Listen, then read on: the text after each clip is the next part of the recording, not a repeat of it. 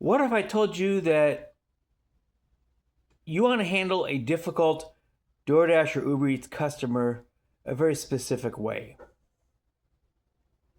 I'm going to share an example from earlier this week. I went to a DoorDash delivery a few miles from here, and I try to park it in a way where I'm not going to hit anything on the way out.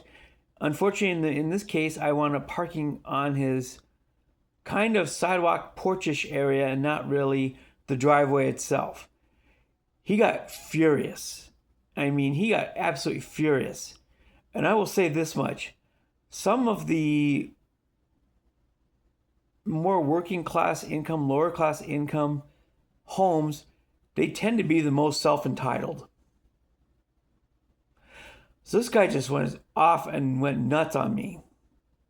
Started using profanities. Told me to get off his property before I could even picture the order. Now, I was a little bit off. I'm not going to lie. But there's no reason to act like this towards somebody who's delivering your food for dinner, by the way.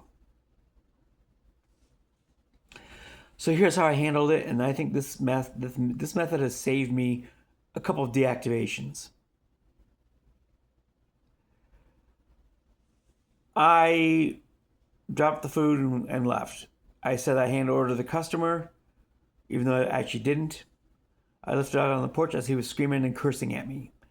I called him an a-hole as I was leaving, which, it's, given being a man of my faith and also just general professionalism was not a good move. But at the same time, he didn't have any legitimate reason to chew me out. There's if he had calmly explained that, hey, look, you're not on the actual driveway. Can you do me a favor and just move it a little bit? I can appreciate that. So here's what I did. After I got done dropping off, I drove about a block away. I called DoorDash support immediately. I told them the story of what happened.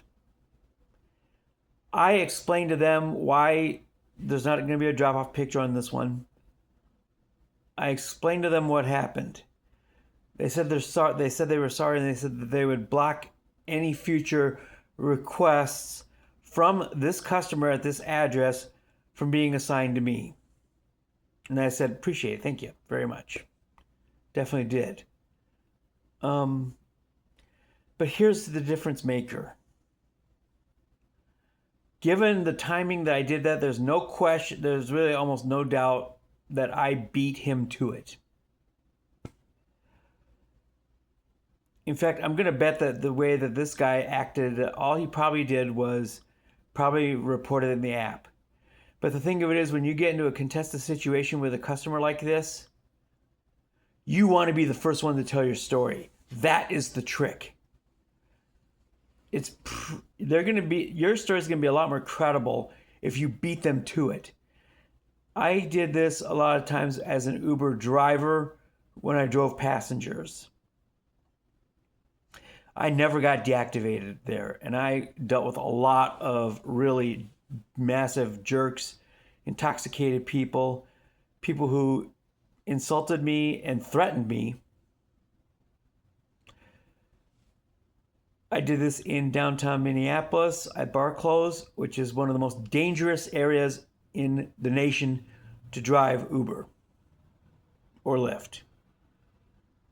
It always has been. And now that I'm doing delivery in an exurban, semi-rural environment, well, the jerks don't entirely disappear. They're less frequent. People out here tend to be a lot more cordial. In fact, a lot of the reasons why a lot of these deliveries I make don't have pictures attached to them of the drop-off are because the customer insists on meeting me in person. That's the area that I operate in. People like to connect with other people out here in a general range. Do they want you talking their ear off all day? No. People are too busy for that. But if you get into a contested or heated situation with a customer, you want to beat them as far as reporting it to Uber or DoorDash is concerned. You just should. I believe it'll save you several deactivations. As of today, I'm still very much active on DoorDash, even though this happened. I did tell him I'm not coming back to your place, and he goes, good. Well, I made sure that happened by being the first to report it, because then I was able to get myself detached or blocked from getting requests from this customer again, which I think is the ultimate solution going forward. I think I'm going to avoid this area in general as far as drop-offs is concerned, because as I said at the top here, it is a lower middle class area. Some of the wealthier people that I've driven to, and again, Forest Lake has quite a bit of that, particularly on the lake itself. Some of those people are some of the kindest, most cordial people, even when things go wrong. Even when they legitimately have a right to be upset, they handle it well. It may be because they do live pretty well. They may live well because their attitude is good. I don't know enough about their stories. I'd never have really asked. But in any case, that's my tip of the day. You want to beat them to the punch. If you're the first one to speak up about a conflicting scenario with a customer, the big companies are likely going to take your side. At the very least, once you've reported it, you're the only side that they have. And it's going to be up to the customer to present a case that's going to override yours.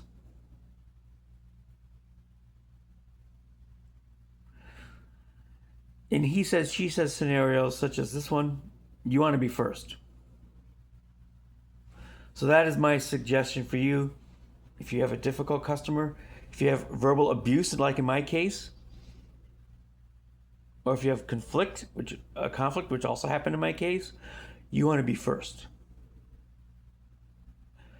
Do not hesitate to, like I said, drive one block up the street, get on the phone, and call Dasher support or Uber support.